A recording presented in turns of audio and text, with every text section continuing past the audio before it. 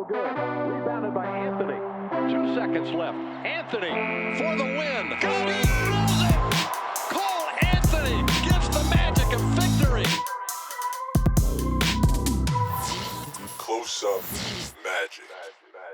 All right. Welcome back to another episode of the Close Up Magic. I'm your host, Stephen Cameron. And as always, we got my right-hand man, 50 grand. What up, Malik Grady? How's it going, bro?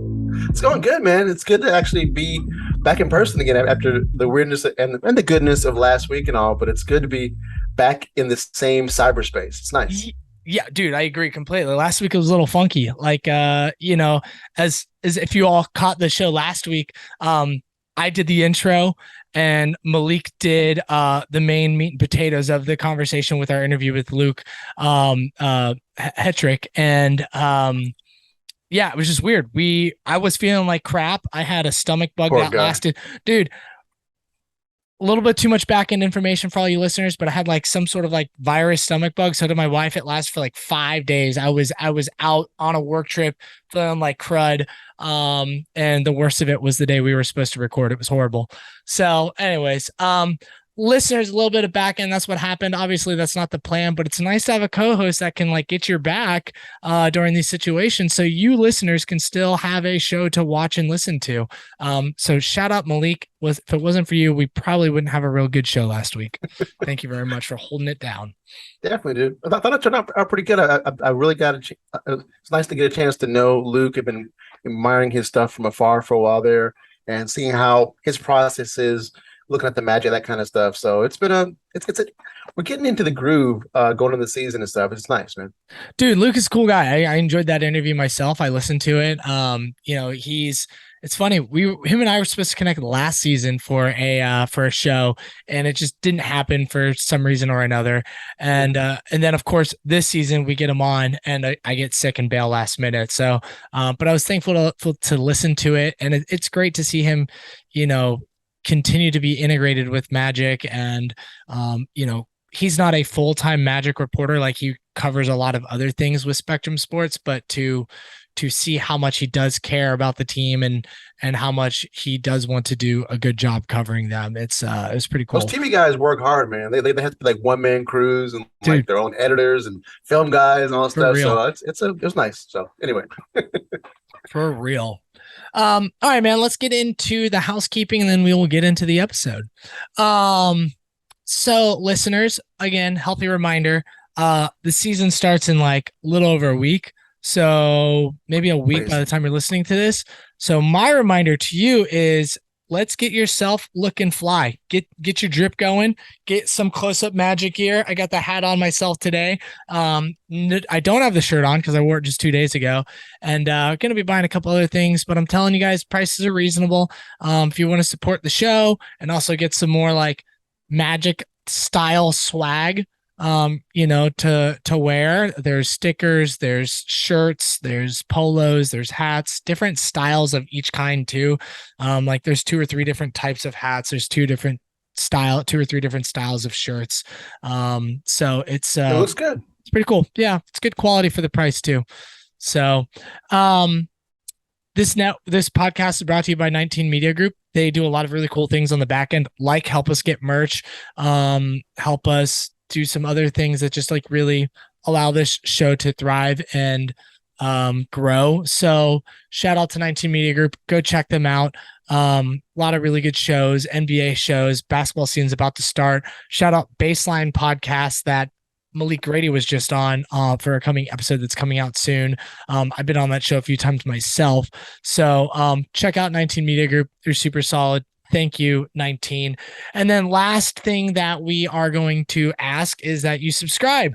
If you are watching this on YouTube, I know there's a lot of you out there that haven't hit that subscribe button. Please go ahead and do that. It really helps us out.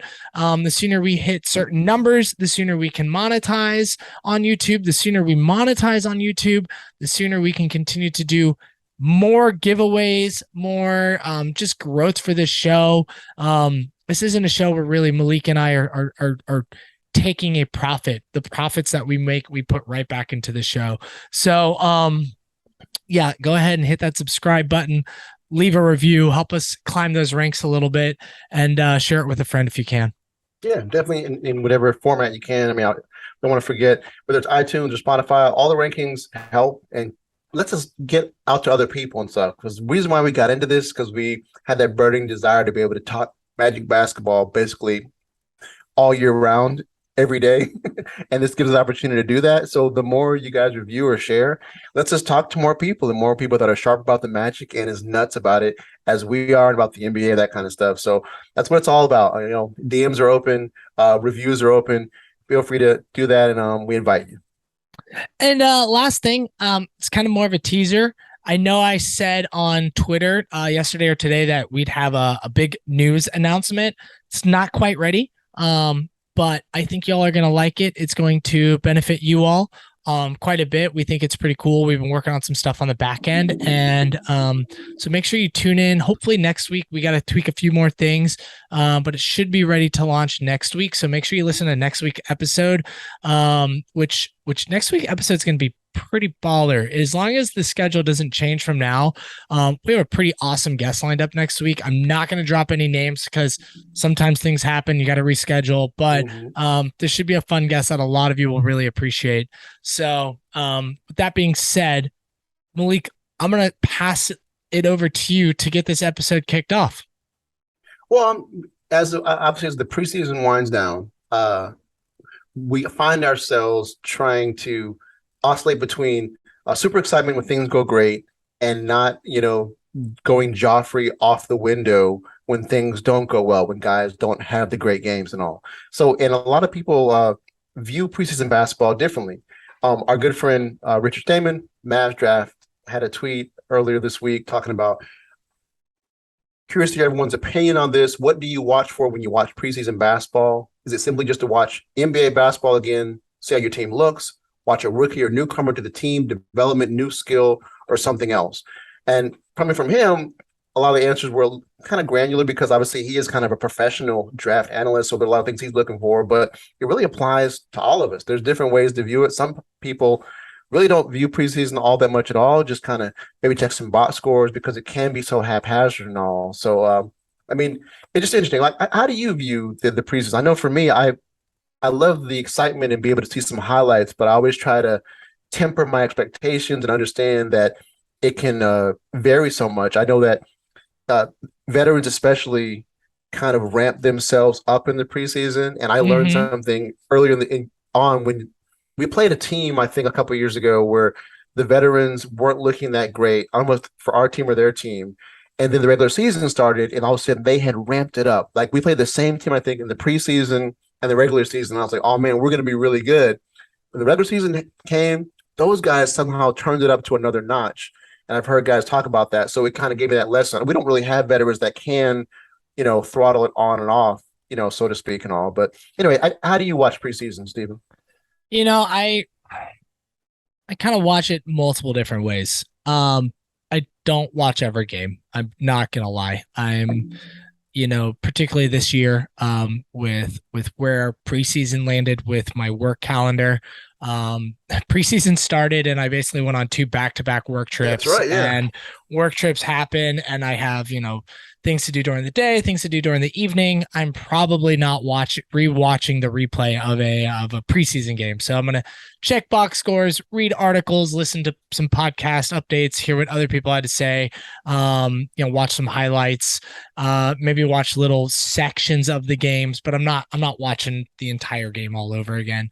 If I can catch it live, I will. Example, we're recording this on Tuesday, October 11th. The Magic just played the Grizzlies. I got to watch the majority of that game. It was really fun and entertaining. Now, as far as like what kind of takeaways I do, I try and look for trends, right? I try and look for if a player says they've been working on something in the off season to see if I see a glimpse of it. If I don't, it doesn't mean I don't believe that they've worked on it or that they haven't improved. It's sometimes kind of nice to see, like, example, Cole Anthony said he worked a lot of getting better as an off-ball player. I've seen glimpses of that.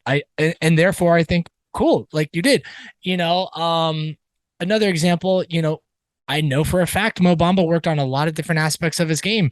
He hasn't had a great preseason run so far. And like, I don't think it's as bad as a lot of people have made it out to be. But it hasn't by any means be like, wow, man, like, fuck yeah, you kicked ass over the summer. Dude, I know you kicked ass over the summer and I know you tried really hard. Like for some reason it's not being seen in preseason. It doesn't mean I have doubts about him being a positive contributor and showing growth this coming season at all. Like I'm not worried about him as a player. And like that example will translate to other players on the team and other players around the league.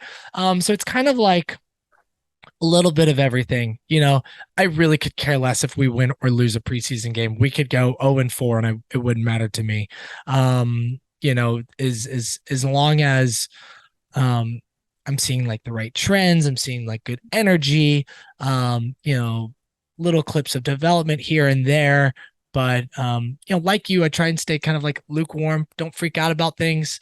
Don't get too excited about things. Like it really turns on preseason and really first takeaway or during the regular season. And the really first takeaways for me are like 25% into the season. So around like game 8, game 20, like right around there, 19, 20, like cool. How does the team look at this point? Because you got to think they only get like 2.5 weeks of training camp before the season starts. That's not a lot unless of time. If there's a hurricane. Unless there's a hurricane, there's not a lot of time to implement new systems and familiarity with players. Like that's really not like, it's not a lot of time, in my opinion. So, I hope that answers your question.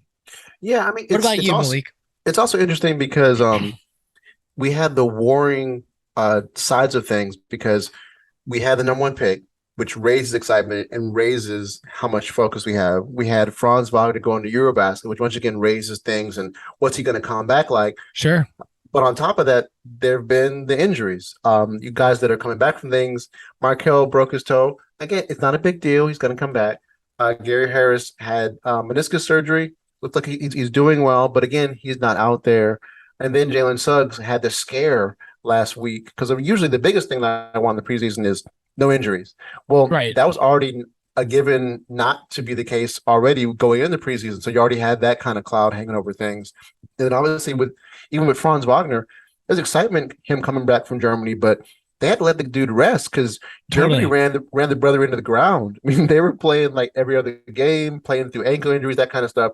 And it's not bad, but it's like they had to rest him certain games. So you knew there were going to be some weirdness watching stuff. But even so, there have been encouraging things. To have so many guys out and still see certain guys step up. I mean, like even with like RJ Hampton, for example, he's a guy who I pointed to the summer league. I was like, this is an important summer league for him. Let's see what he does. He'll be able to show things. And you want him to be the best player on the court in 2 games, then get out.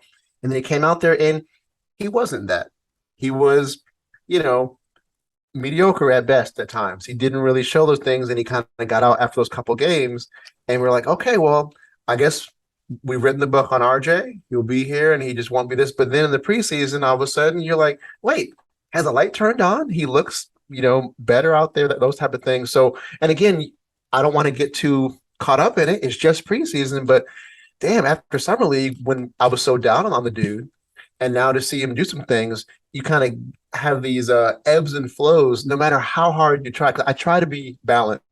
I try to say, it doesn't mean anything, but suddenly the Magic do well. And I'm like, well, there you go. We're going to win every game, totally. Kind of stuff. So yeah, just the roller coaster of being not only an NBA fan, but specifically a Magic fan with the injuries, with the new players, with so much youth. We end up being on this roller coaster, but that's kind of, I guess it's the way we love it.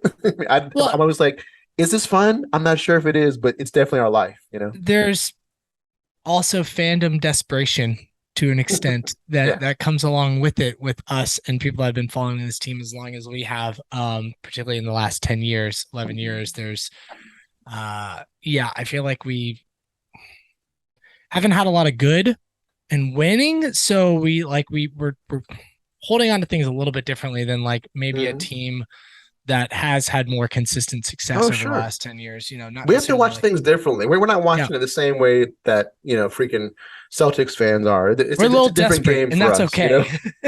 We're a little beaten. You know what I'm saying? For sure. Child services has been to our house. You know what I'm saying? There's a different vibe going on here. Okay. Well, let's get into it, man.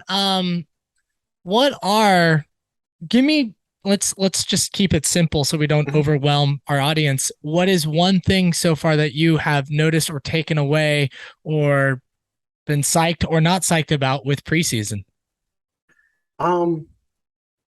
I like the experimentation with the lineups.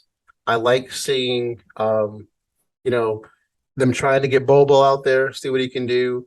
I've liked seeing them play Franz a little bit the two, trying to do some ball handling, that type of things.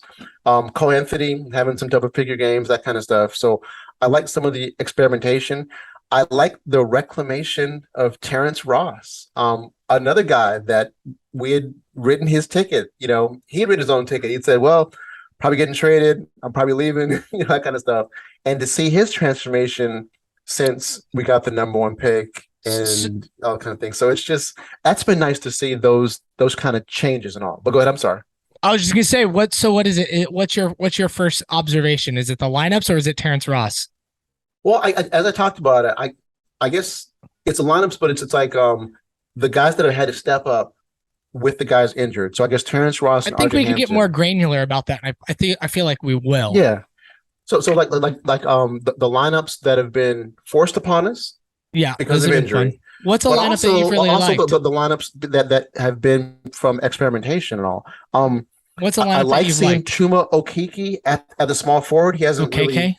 Okay. Oh yeah, Chuma Okeke. Yeah. So yeah, seeing him as small forward, he played power forward almost exclusively last year, but to see him at the three has been that's what I always want. I wanted just to see those things and everything.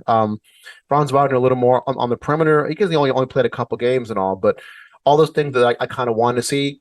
I wanted Cole to get more of his shot with the better players, because last year he was next to Franz and he was next to WCJ, but there was Bamba, there was the revolving door. Hey, no Bamba slander. Guard. Well, I'm just saying in terms of like having WCJ and Franz and Paolo is a little bit going to be better for him, in my opinion. So to have a better lineup, just adding Paolo, I was hoping to have Fultz too. I really want to see the Fultz Cole backcourt.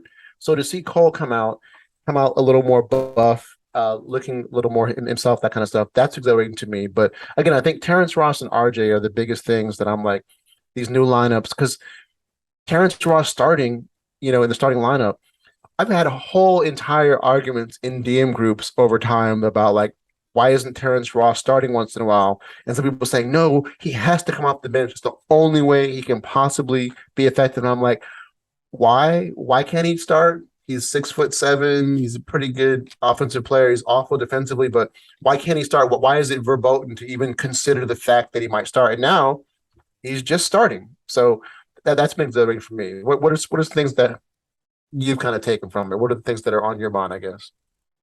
I'll try and keep it simple for one for now. Since I imagine we'll bounce around a little bit.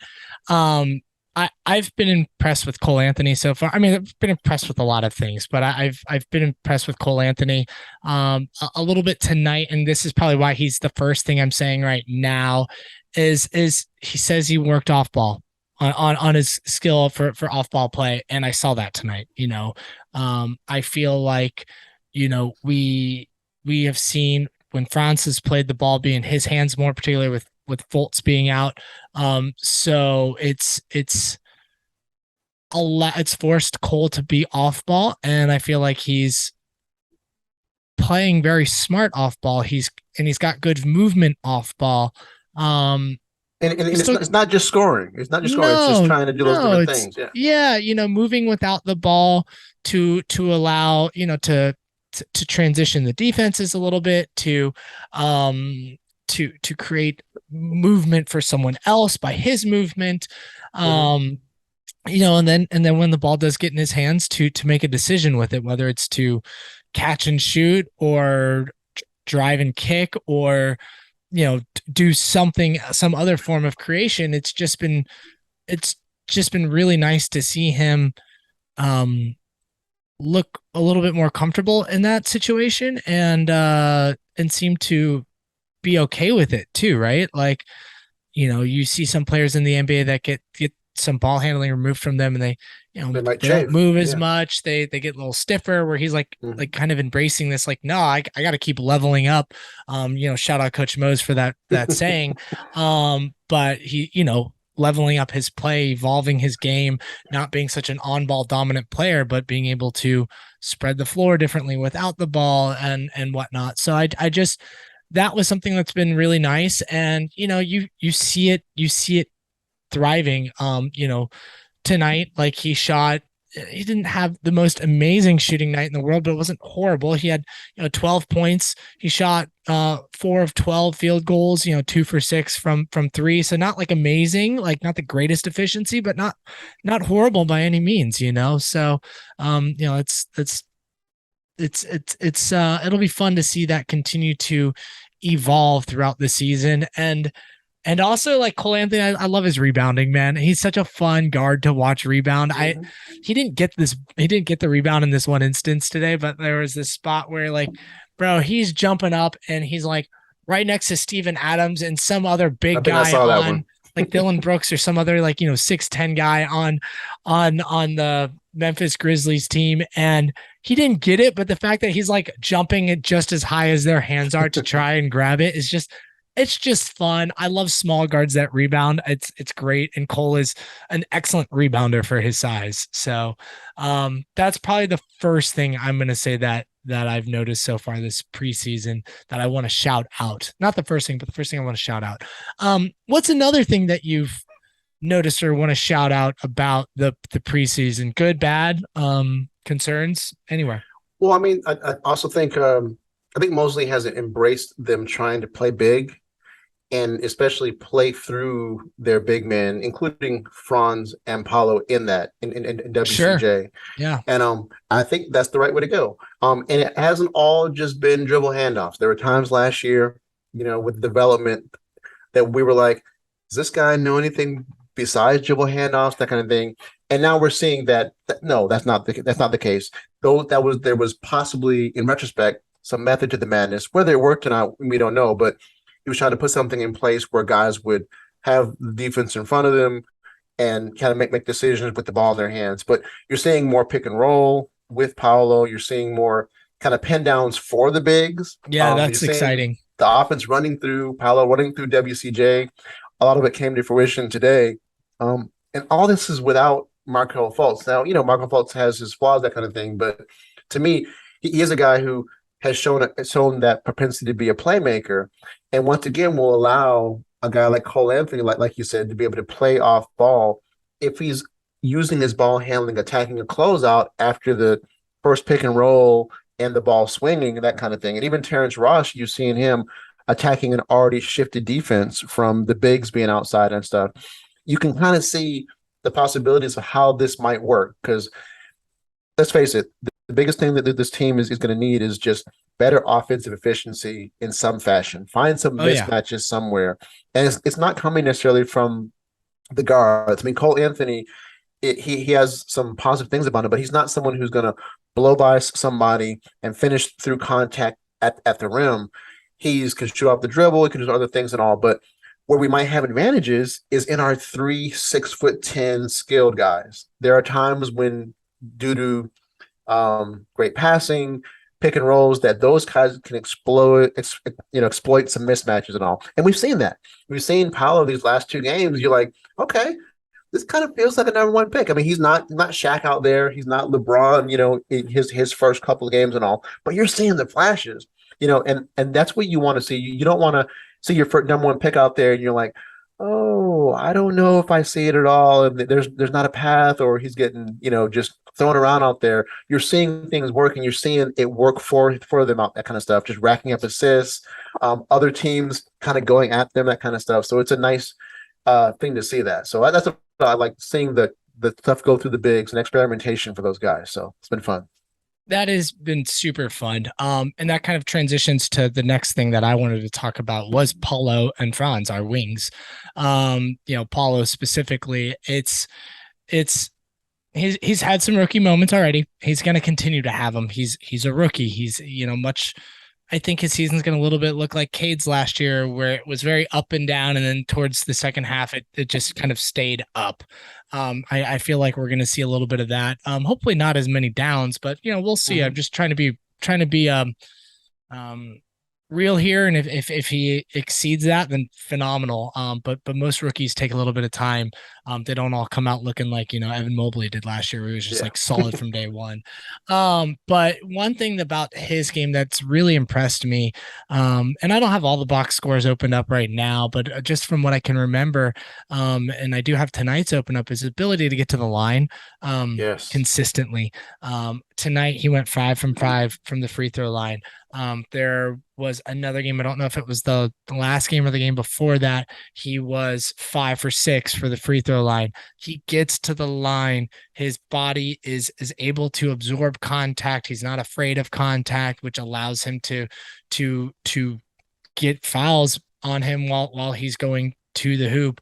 And he's not getting superstar calls or anything. He's just not drawing yet. fouls in the normal thing. He's just drawing fouls naturally, and which is great, because when he does start to get the superstar calls and recognized more as a player by the refs, it's just going to increase as he learns to manipulate the game a little bit in his favor. Those are only going to increase, which is awesome.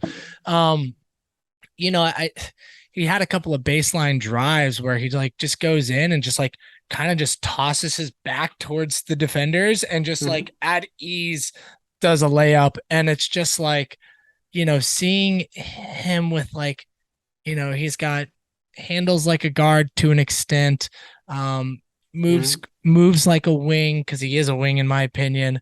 But he's got size like a small center, and he just is very fluid with how he attacks the basket with his size, and I think all that goes to play with his ability to get to the free throw line. And the Magic traditionally for years, we've been a bottom 10 defense or bottom 10 offense for like a decade now. I don't think we've had a season better than a long time. Then 21 or something. We've been a horrible offensive team for many, many years, and we've been a horrible free throw team for many, many years.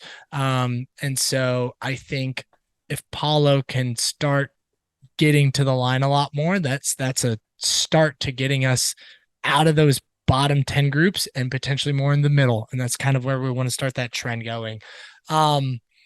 He's looked good, man. He's looked good. I mean, tonight he had 17 points, 6 of 9 shooting, didn't make any 3-pointers. He only shot 1 of them, but made all 5 of his free throws.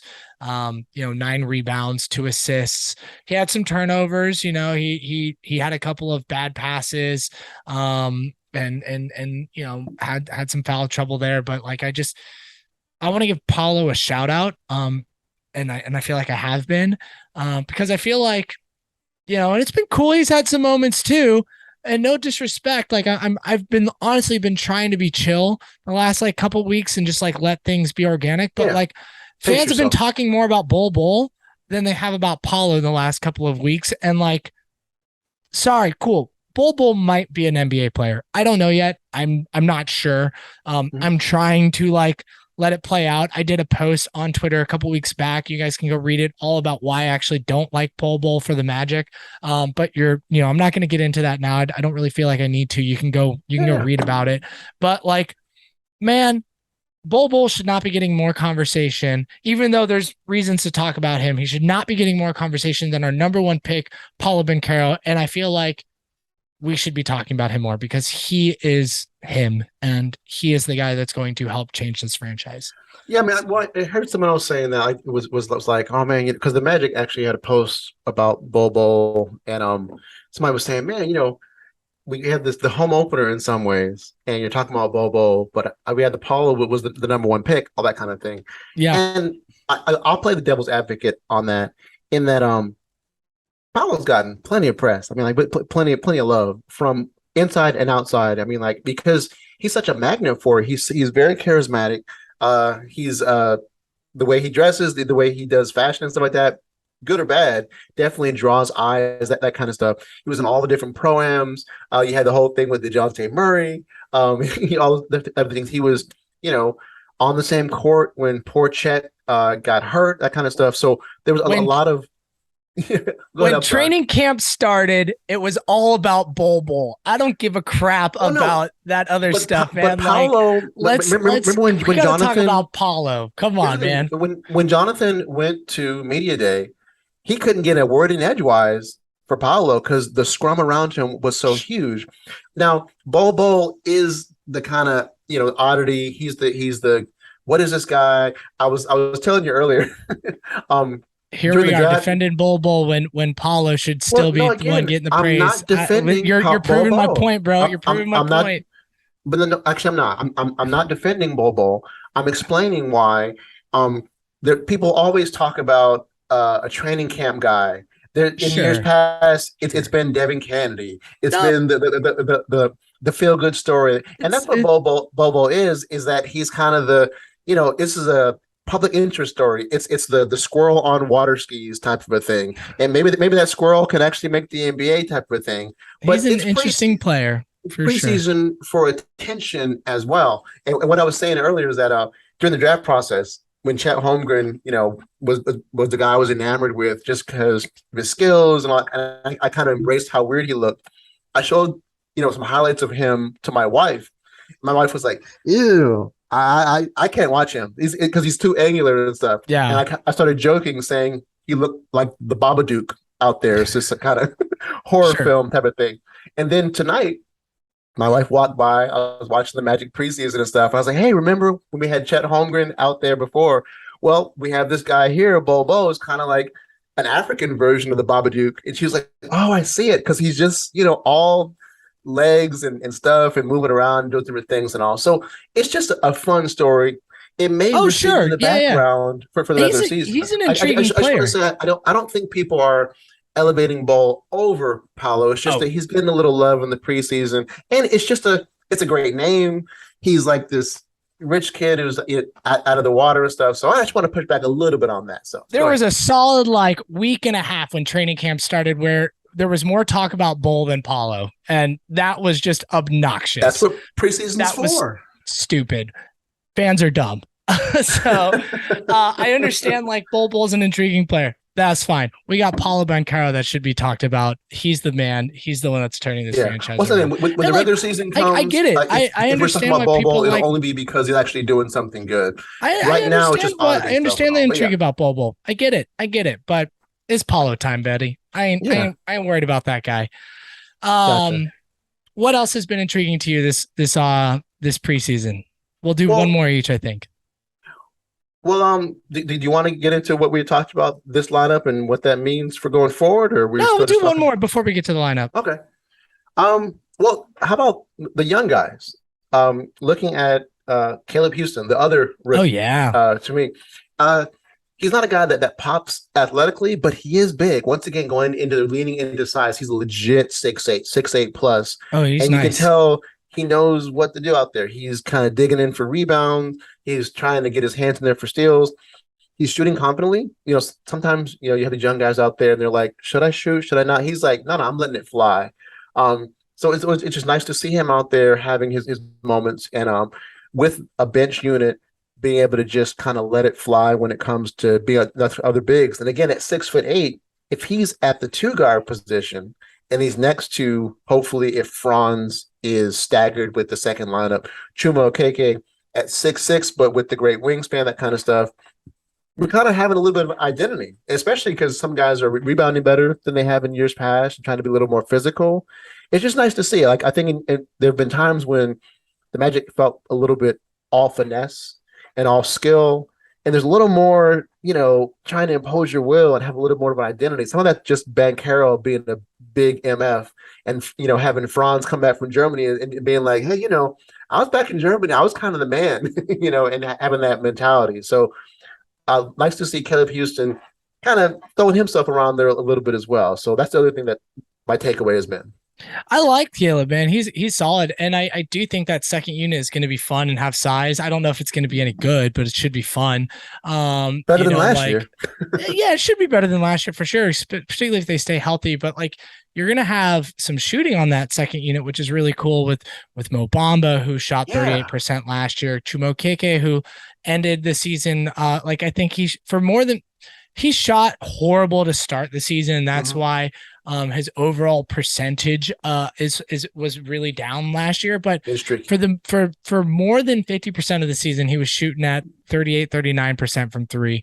It just didn't translate 100% to the final year percentage because that first 2 months was just fucking awful.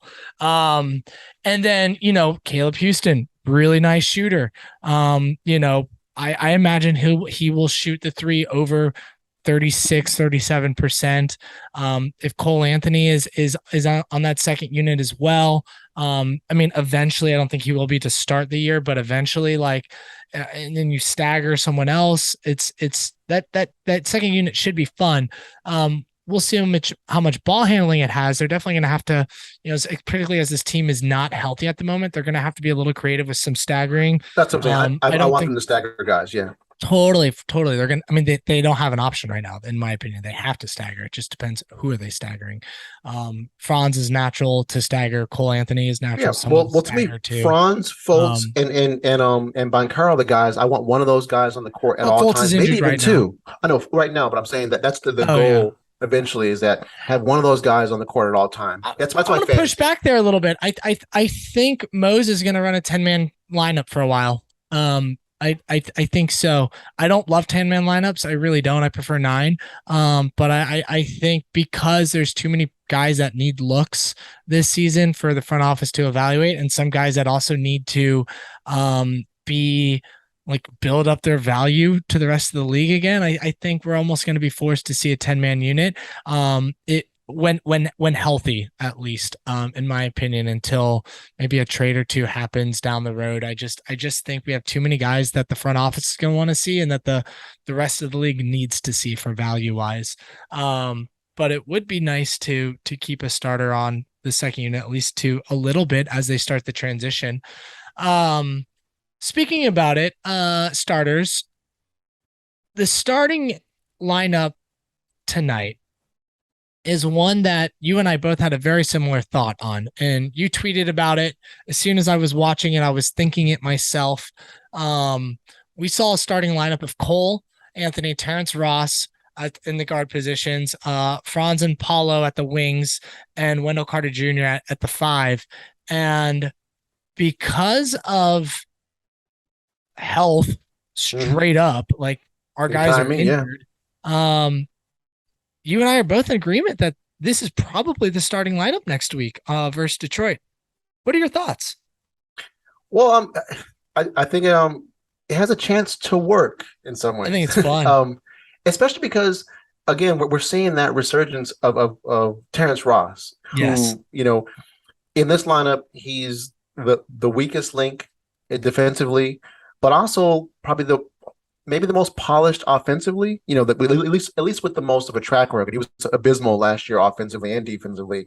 And he said at training camp, he was like, when I trained with my guy this year, I really worked on making tough shots. Because he said, I thought the margins for what I would get this year would be tighter, and I'd have to be able to make those tough shots and that kind of thing.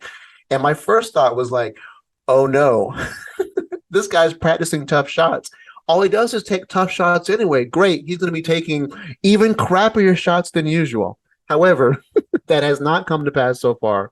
It has been where smaller margins, he's taking those tougher shots, but he's actually taking mid-range shots. He's kind of attacking closeouts, getting in the lane. He's actually moving the ball. His handle is still has that kind of slappiness to it, but he's not really kicking the ball all over the court as much as he could and all.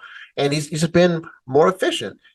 He's still drawing fouls, that kind of stuff, which sometimes when he would bail himself out with just taking threes, he wasn't. So if we're getting this Terrence Ross at the 2, and then eventually getting Gary Harris back and stuff, suddenly, you start having some guards that you can kind of get your head around, especially if RJ Hampton once again is doing things. So this starting lineup is interesting, especially because of Terrence Ross.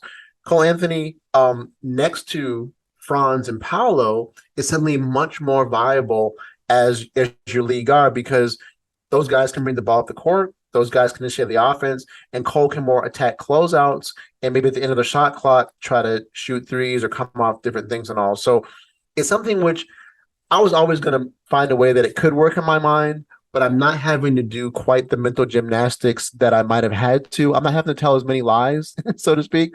I think this is actually an okay lineup for opening night. We'll see what Ross and them do, having to chase around a guy like maybe Jaden Ivey. Cole against Cade is not something that you necessarily want, but you probably kind of maybe put Franz Wagner, all that kind of thing. We can talk about that, as we get to everything like that. But it's of interest. I think it's a lineup that could work. So we'll see. What do you think? I think offensively, it's going to be a lot of fun. Terrence knows how to keep the ball moving. It doesn't get stuck in his hands. Sometimes it gets stuck it doesn't get stuck in his hands, it goes to the hoop, but he also, I think is a willing passer and can be a willing passer. It doesn't, when he wants to be. I think that defensively, that's not like an ideal pairing, but it's big. They both have the ability to be focused and engaged and at least not be a net negative, right? Mm-hmm. People a lot really forget that before this team started getting all the injuries and rebuilding with Vooch and Evan and that squad, Terrence Ross was a decent defender. It wasn't great. It was part of a good defensive team, but he was he didn't kill us. He was a good defender. Slightly better than average defender in my opinion. I wouldn't say that, but I hear what you're saying. He wasn't a negative. Okay, I mean, whatever. We can the margins, whatever. Yeah. He wasn't a bad defender. I will push back on people saying he was a bad defender during those playoff years with the Magic, because that is not true. Was he a good defender? Was he like a great defender? By no means, but he wasn't bad. He was not a defensive issue, in my opinion, during those years. There you go. I'll agree with not that part. Yeah, totally checked out. And we saw. I mean, we know the reasons he wasn't a good basketball player the last season and a half. He didn't give a shit. And why should he? The team was tanking, right? I would say the guys he was around kind of made it that way, but I definitely understand people who feel the way you do. Yeah, I mean, I'm saying all that to say, I think defensively it's going to be a little bit different this year. I'm not saying he's going to be Jalen Suggs on defense. I'm not saying that at all, but I don't think it's going to be a turnstile defense against, other guys when he is in the lineup, particularly next. I mean, Cole and him are going to be rough, but I don't think it's going to be as bad as people think, because they both have the ability to put in effort. Terrence Ross has the tools to be a decent defender. So I'm interested to see if my pushback on them being turnstiles is going to be accurate in a couple weeks. Well, and I've liked the progression I've seen. There was a game maybe 1 or 2 games ago, and I was actually discouraged because I felt Terrence Ross was really trying hard defensively, but him trying hard, he looked absolutely lost. And I was like, wow, this is him trying, and it's awful to watch. But in the upcoming games, he's actually been better in some of the defensive sets they've been doing. They've been playing more zone because we're so big, and guys have been getting rebounds. So it's not like in zone, sometimes the rebounding can suffer because you're not actually guarding a certain guy. The ball can go anywhere. And a guy like Franz Wagner, who, when you compared him to Scotty Barnes last year, really suffered in the comparison when it came to be on the boards. Tonight, 10 rebounds for him, 9 for Banchero, 7 for WCJ. That's what we're going to need from a front line like that, where they're all 6'10", but they all need to be banging. They need to find their man and kind of get in there and stuff. If they can do that in some of these early season games, all of a sudden the defense is going to be better, because I don't think the defense was necessarily awful at times early in the year last year, but those second shots were what killed you. Like, if you make the first guy miss, but then they get a rebound, that second shot is going to be a much better situation. It's going to be a guy wide open coming in, off your weak side and everything like that. But if you can secure that rebound, you can get down the court. You can actually get in transition. You don't have to foul. Everything is better when you can rebound a little better off of those initial misses and all. So, and that's another place where, Terrence Ross, I think he could be better in those ways as well. I want to see how he does down the stretch for that as well. So it's a lineup that's exciting for me, and it puts RJ Hampton right now as the backup point guard, which is scary. There've been so many people saying that I don't want RJ playing the point at all, but we may be seeing the fruits of that labor where you had a year and a half of feeding him minutes, feeding him ball reps, and maybe now you're seeing that come to pass because he's gonna have to play some backup one. Basically there's no one else on the roster to do it and all. So are you scared of other people about that, or is that something that you think could work, or is it basically like a train wreck waiting to happen? Before I jump in on that, I just want to give one little shout out. I mean, not shout out, just a little bit of information. Back to Terrence Ross. Plus minus is a weird stat, but for the record, he had the highest team plus minus tonight by a significant margin. He had a plus 18. The next highest was a plus 12. And defensively, he had a block and a steal and 2 turnovers. Mm-hmm. So I just, shout out Terrence Ross right there. He's because engaged, bro. You're right. He's doing well. The next highest was Wendell Carter Jr. at plus 12. Then the rest of the starters, Cole, Wagner, and Banchero were both plus 10. The worst plus minus was Bull at a negative 14, and most of the bench was around a -6 and -8. Mo Wagner, who played 8 minutes, was a 0. So just a little something there about that. RJ Hampton, with on-ball responsibility in the second unit. I'm not scared of it because okay. I mean, like, one, I just don't have high expectations though. Like there's a little bit of a difference there. So I mean, I'm not scared. I'm not scared of anything. I think the second unit's going to be until they get healthier. I think the second unit's going to be pretty rough. To be quite honest, it's not a finished product, maybe. Or yeah, like we have depth until we don't have depth, and right now we don't have depth because all of our guys are injured. We have that's 4 where guys staggering. that are out. That's why I think staggering is so important. Sure, that to start. Is that that's why having Franz Wagner and Banchero next to RJ is going to be so important. Not just early on, but I think throughout the season, because those are the guys you want with the ball in their hand next to RJ, not him by himself. Well, that's what I was going to get at. I was going to say, I don't think we're going to see point RJ. I think we're going to see point whoever is staggering with RJ as the secondary ball handler on that unit. And that's why I'm like, am I worried about point RJ? No, because I don't think he's going to be the main guy. I think it's, and with coach's system, you don't necessarily need a point guy 100% of the time. Like, so maybe the second unit is running a few less like pick and rolls, and it's a little bit more dribble handoff, what we did last year and stuff like that, to where it's like kind of has the ball motion, pass and pace. Space, yeah. Yeah, I don't think we necessarily I don't think it's going to be like, yo, RJ Hampton is trying to be Markelle Fultz out there and set up the offense. Like I'm not expecting that because that's just not the type of offense we run. Even when Fultz comes back, it's going to be a little bit different. So, and honestly, that's something you saw down the stretch, even of this game, where you miraculously actually had some of the Magic starters against the Grizzlies starters, which you usually don't see. And I think Mosley really took advantage of that to see what they could do. They had many times where Franz Wagner was the guy bringing the ball up down the stretch, right, and Cole was off ball and that kind of thing. To some middling results, but most of all, it's pretty good. Everyone's going to remember once they watch the highlights and that kind of thing, Franz Wagner having the step back 3 to kind of nail things down and all. But the bigger takeaway, once again, is like taking that responsibility of saying, hey, Cole, bring the ball up, get the people in the offense. It's like, we don't have to do that. We're not saying we're scared of that, but we have Franz Wagner, who showed in Eurobasket that, he's elite with the ball. Banchero, obviously has those flashes where he's going to be great with the ball. And WCJ, again, in the high post, he was picking guys off with passes and did a fake handoff for an and one in the lane and stuff.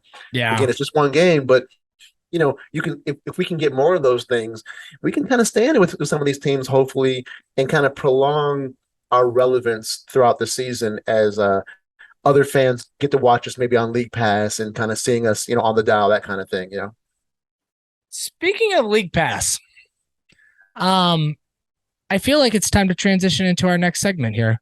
We had an article come out today by Zach Lowe, Listening to, well, really yesterday, because most of you are going to be listening to this on Wednesday, unless you're a night owl and listen to it when I upload it, in the middle of the night. Zach Lowe had an article that came out that was his, league pass ranking teams, and the Magic were at 25. Now, he ranks League Pass a little bit differently. His League Pass teams, right? He and I think a lot of people have their own definition of League Pass teams, but he takes like court design, he takes jerseys, he takes storylines, he takes player development. It's not just like, hey, what team do I think is going to be the best team that's not like, I don't know, like League Pass teams should be one definition, and it's not. My opinion, a League Pass team is a team that does not get a lot of national televised games. But when you listen to national media on The Ringer, on ESPN, League Pass team is whatever team that night is not being played on NBA TV. Like Right. The Lakers will be a League Pass team. The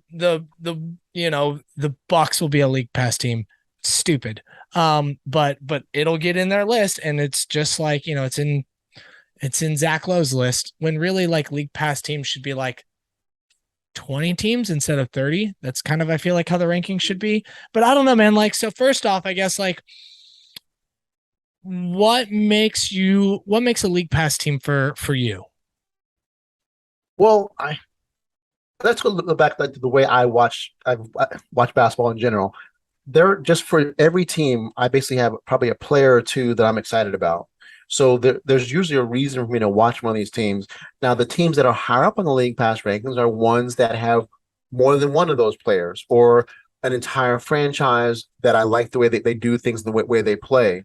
So, for the Magic, if I was not a Magic fan, the reason to watch them would be Paolo Banchero, Franz Wagner, Jalen Suggs if he was healthy, Markelle Fultz if he was healthy, that kind of thing. Those are the reasons that I would tune in. WCJ is a little more of an acquired taste in terms of like reason to turn on. He's a guy who does the little things and kind of helps winning, but it's not the guy that you're like, oh man, Wendell Carter Jr. is playing tonight, we got to get tickets, for good or for ill. It's unnecessarily fair.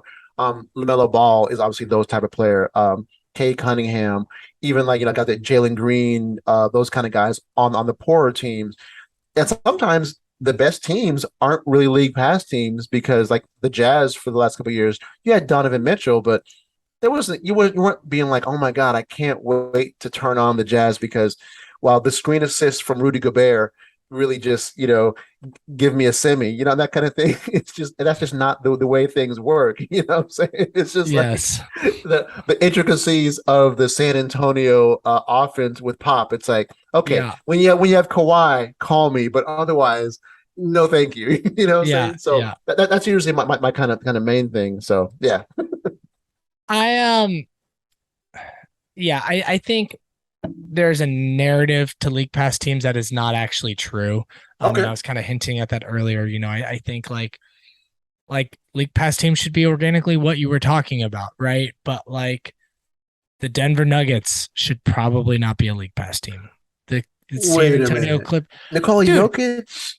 But hold on, so excited they're going to be on TV all the fucking time.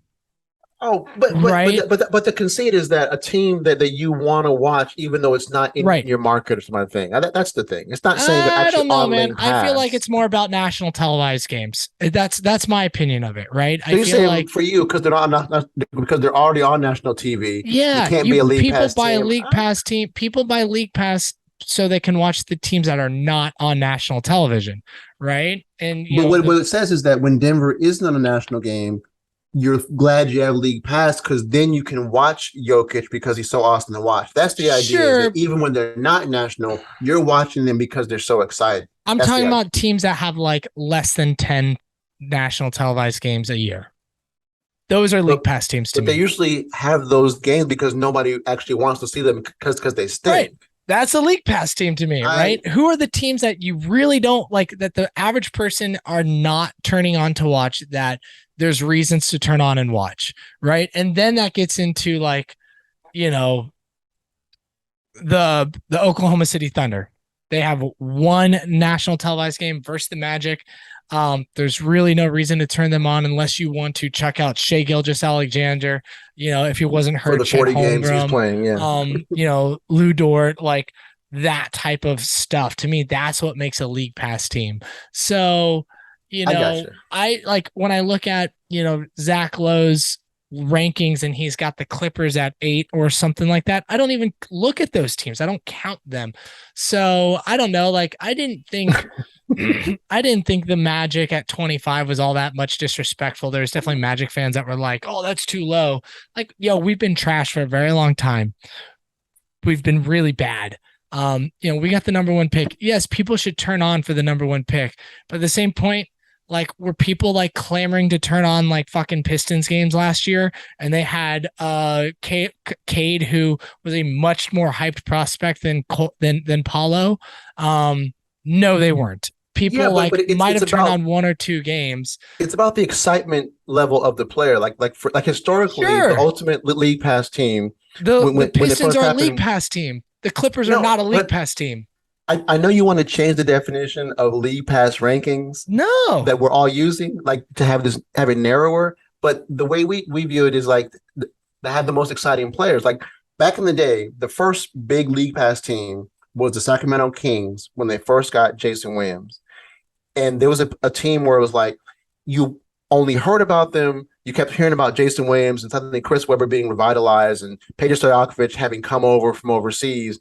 And that was a team that, it fit into your definition and the kind of overall definition in that they weren't nationally televised. You had to go to League Pass to find them, and they were a team that were exciting and all. So I think they would have fit both of the definitions, yours as well as the traditional one. I'm going to push back. I don't think there's a traditional definition for League Pass team. And in our outline for the show, it says what makes a League Pass team for us. So we can have our own definition. There's no traditional definition of what makes a league, what a league pass team is, right?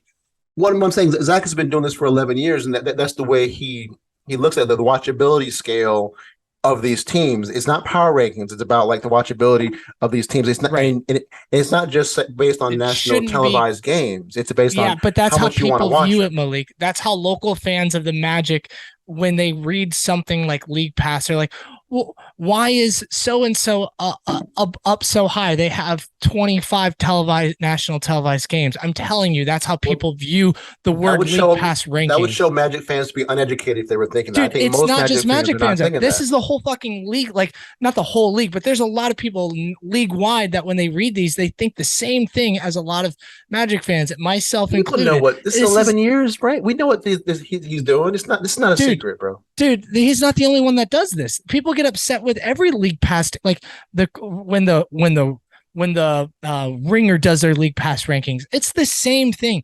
People that get upset because there's national televised games. I would dismiss those people because they're not understanding and what's going on. So no, and this is why I'm pushing back on the narrative. Is there's no definition of what makes a league pass team, Malik. It's what is a league pass team for you?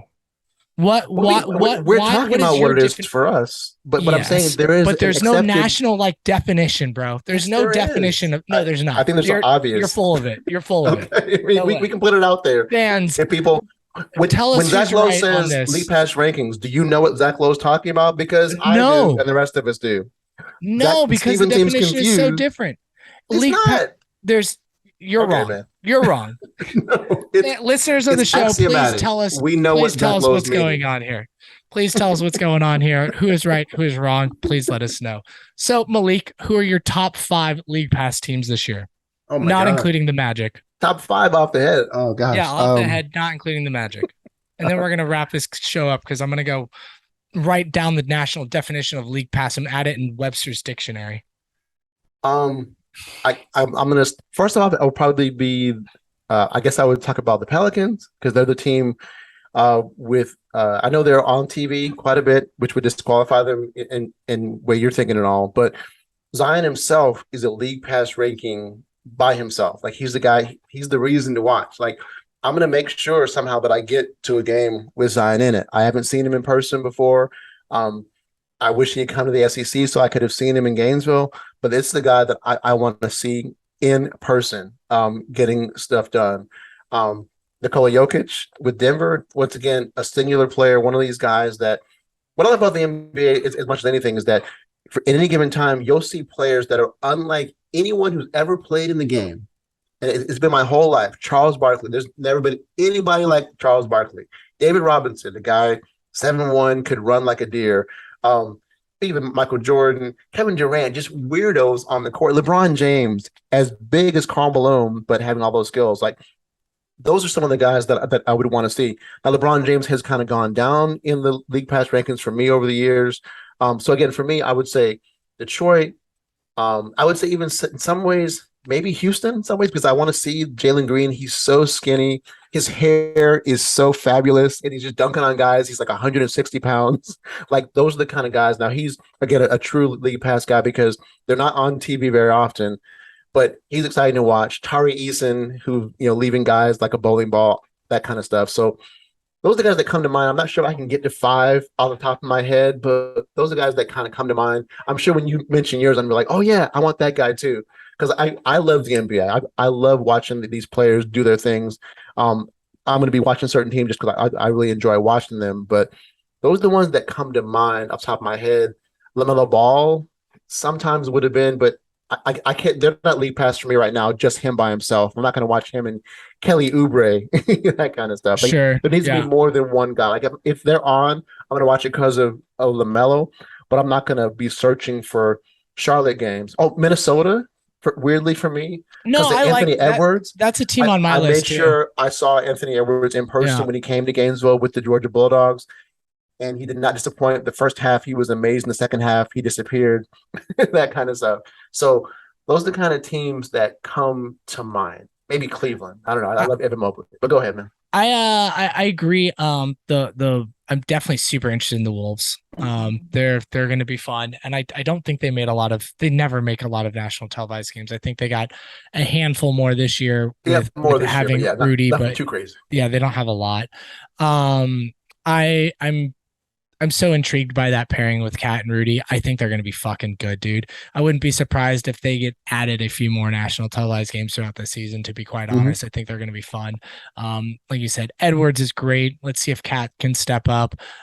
They have that long wing defender. I forget his name off the top of my head, who's kind of Jared Vanderbilt, who's a good defender. Yeah. I like him. And then, of course, Rudy, I think it's Jade McDaniels. McDaniels. Yeah. Vanderbilt got traded. They both had a J name, so it's easy to get mixed up. I do it too. Yeah. But yeah, McDaniels is cool. And then Rudy, I think, is like, I mean, he got a lot of shit with the Jazz and like, I get it. It's hard. He's good. I mean, but he's a really good player. He's a top 25 player in the league, potentially top 15 player in the league. Like, he gives a crap. Awesome. Yeah, he's going to help change the culture of that team, which Edwards was already starting to do, but also bring a level of maturity and experience to that team, which they kind of lost a little bit with Pat Bev. And I think Rudy, with all of his playoff experience, is going to bring that as well. So I'm looking forward to that. Luka and Trey for you at all, or what? No, I don't. I mean, Luka's cool, but he's not someone I tune in for. The Mavs are not a team that I get like overly excited about. Luka's amazing. I'd love him in a Magic uniform. And whenever we play, I definitely enjoy it. And yeah, like, if I'm watching if I want to watch a Warriors game and they're playing the Mavs, like, yeah, I'll definitely watch them, but Warriors he's not a team I tune in. Man. Dude, exactly. Warriors are league pass team 100% because they're definitely never on national television. Yeah. No, so my next one would probably be the Detroit Pistons. There's a lot of Magic angst with them because, like, a lot of fandoms are like, we're tied together. They're getting more love than we are, blah, blah, blah. They're going to be a fun team. I kind of see them in that same like rebuilding tier. I really like the addition of Bogdanovich that they added. He's a solid Ivy, veteran. Franz versus Suggs. Yeah. Dude, gotcha. Not even the matchup. Just in general, I think like they're going to be a lot of fun. I like that that type of young core. Their core is starting to come together quite a bit, which is really exciting. I was really high on Ivy in this draft to the point where at some point I had him on number 3 on my board over Chet. Which was especially that fit too. It's a nice fit next to Cade, I think. So, they're cool. They're cool. Another team I have on my league pass is the Kings. Believe it or not, Sacramento Kings. Love De'Aaron Fox. He's fun. Sabonis is a really smart basketball player. Keegan Murray, I was super psyched on in the draft. I think he's going to be a lot of fun. Dark horse for Rookie of the Year. I think he will be in the running, top 3. Obviously Paul's I'm ready for them to be on my rank. I'm not sure if they're there yet, but yeah, I can see where you're coming from, dude. There's some moves that they did. They added Kevin Herter from Atlanta. Malik Monk. You Malik gotta love a Malik, bro. Nice shooter. So that's another team on my radar. People are gonna hate it, but I'm gonna say the Raptors. They don't get a lot of television love anymore. They're kind of like a weird in the middle team. They got a lot of length and size like the Magic. OG. Dude, OG's dope. They like Gary Scotty Trent, Barnes. He's a Florida kid, man. Gary Trent Jr., Scotty Barnes is he's intriguing. They have a lot of, Pascal Siakam seems to be having a resurgence after a couple Love seasons. their coach. Irrelevant. Nick Nurse is exciting. So I think that's 4. My 5th league pass team for this conversation. Oh gosh. I'm putting myself on the spot trying to think of teams that are not gonna have a lot of national televised games. Not Brooklyn. No. Not Brooklyn. Not New York. Yeah. God. Might have had 5 in there. I've been counting them up, honestly, but yeah. Yeah, I don't know. That's good enough. I don't know if it's 5 or not. I don't think it was, but that'll be fun. So, those are the type of teams that make a league pass ranking. Not necessarily the teams I'm going to turn on the most in league pass. The Denver, the Nuggets, the Clippers. Those teams are going to be teams. No, it's not. It's not. People are stupid. And fans are going to let us know that you are wrong, Malik. So, anyways. 11 years, that's what Zach's been doing. But hey, I'm not. Did Zach write the definition of league pass rankings? No. We all know what it is now. Bill Simmons has been doing it for 20 years. We know what it is. It's not a secret, people get bro. upset all the time because people get upset. They add people get upset. Teams like the Warriors at number 1. Well, no, the Warriors are going to get tons of views, right? The Lakers number 1. No shit, no. Those are not the teams that should be number 1 and number 2 on league pass rankings. The Lakers are not going to be because no one cares about the Lakers in that fashion outside of LA and stuff. But I hear what you're saying. You don't have to go back and forth. It's not a secret what league pass rankings are. You want to change it up, and I'm not changing it up. There's no definition. They get upset because the Warriors are number 1, which they should be often because of Steph Curry. I mean, if fans are stupid enough to be upset because Steph Curry is atop the league pass rankings, sometimes there's a difference between league pass rankings and watchability rankings. Totally different. Anyways, we're not going to go back and forth, and I know you like to have the last word just as much as I like to have the last word, so I'm going to have the last word and just shut this off. Listeners of the Close-Up Magic, watchers of the Close-Up Magic, we really appreciate you. If you're listening, please know that in all this bickering about bowl and league pass rankings and all that nonsense, Malik and I are smiling, and we love each other as brothers and hosts. It's not personal. It's just fun. Thank you for tuning in. We have a great episode lined up for you next week. We're really excited. Let's go Magic. Peace.